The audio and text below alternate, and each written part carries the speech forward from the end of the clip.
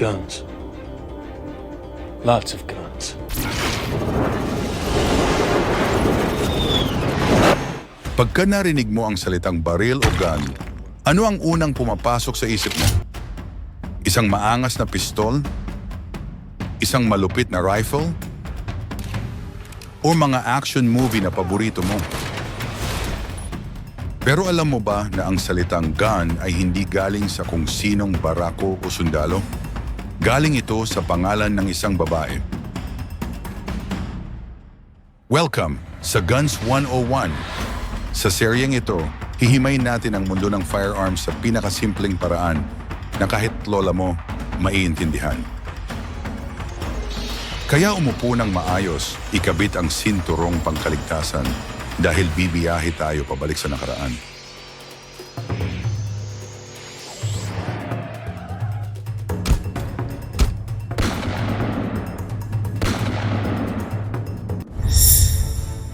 Noong 14th century, partikular noong taong 1330 sa Windsor Castle sa England, may isang dambuhalang makinang pandigma.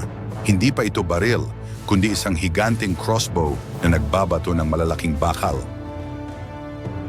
Ang palayaw na ibinigay ng mga sundalo sa nakakatakot na armas na ito, Domina Gunilda o Lady Gunilda.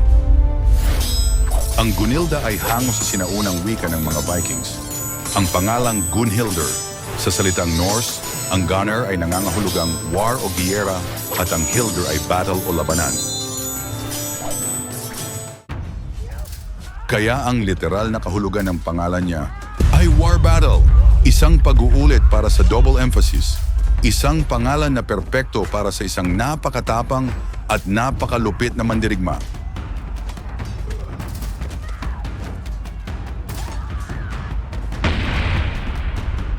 Kalaunan, pinaikli ito ng mga tao at naging gunny hanggang sa naging gun. At nung mag-improve ang teknolohiya at napaliit ito, sa puntong pwede nang bitbitin ng kamay, tinawag na itong handgun o baril. Pero kung tatanggalin natin ang kasaysayan, ano ba talaga ang kahulugan ng baril sa modernong panahon? Sa pinakasimpleng definisyon, ang baril ay isang kasangkapan na gumagamit ng pressure para magpakawala ng isang bagay o projectile mula sa isang tubo.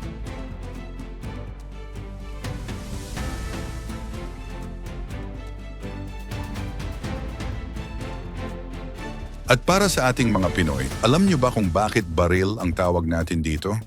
Hindi ito nagkataon lang.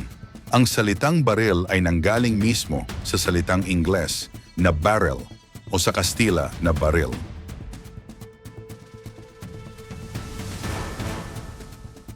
Noong unang makakita ang mga ninuno natin ng armas ng mga dayuhan, ang mahabang bakal na tubo o barrel ang pinakatumatak sa kamalayan nila. Kaya ang pangalan ng isang bahagi ay naging tawag na sa buong armas. Kaya naman sa ilalim ng malawak na definisyon na ito, hindi lang totoong armas ang pasok bilang gun. Ang mga kanyon, paintball at airsoft ay tinuturing ding gun dahil sa parehong prinsipyo ng paggamit ng pressure at tubo. Sa katunayan, maging ang water gun na nilaro mo nung bata ka pa ay maituturing na mechanical gun, tubig nga lang ang projectile nito at air pressure ang gamit sa halip na sumasabog na pulbura. Kaya hindi nakapagtataka na ang nag-imbento ng sikat na super soaker na walang iba kundi si Lonnie Johnson ay isang NASA rocket at nuclear engineer. Rocket science, ang prinsipyo sa likod ng water gun mo.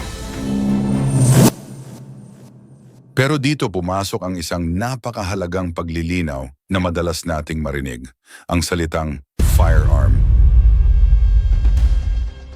Bakit may fire o apoy sa pangalan nito? Dahil para matawag na firearm ang isang baril, kailangang may totoong pagsabog o chemical reaction ng pulbura sa loob para maitulak ang bala.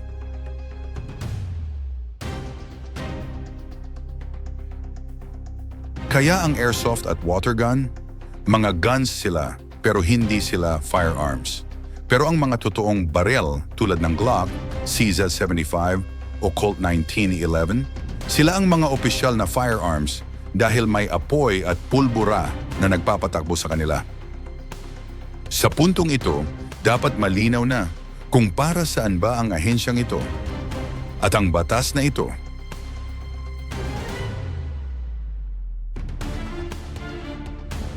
Ngayon subukan nating magtanong, ano ba ang pinaka-importanting mga parte para matawag na baril ang isang baril? Sigurado ako, ang isasagot mo, barrel, bala, at trigger. Pwes, dyan ka nagkakamali. Dahil noong unang naimbento ang baril 700 years ago, wala naman silang trigger at wala rin silang modernong bala. Ang mga pinakaunang baril sa mundo ay literal na isang bakal na tubo lang, na sarado ang likod at may maliit na butas sa ibabaw na kung tawagin ay touch hole. Walang trigger system nun. Para mapaputok ito, maghuhulog ka ng pulbura at bato sa loob ng tubo. Tapos mano-mano mong itatapat ang nagbabagang mitsa o uling sa malit na butas. Parang nagsisindi ka lang ng paputok. Kaya sa kasaysayan, ang the big three o ang tatlong essential parts para gumana at matawag itong baril ay: una, ang barrel o tubo, kung saan nanggaling ang salitang baril natin. Dito dumadaan ang projectile para magkaroon ng direksyon at bilis. Kung wala ito, sasabog lang ang pulbura sa mukha mo. Pangalawa, ang action o ang mekanismo ng pagpaputok. Noong araw, mitsa at apoy lang ito. Ngayon ito na ang modernong mekanismo ng trigger, striker at hammer. At pangatlo, ang stock o grip.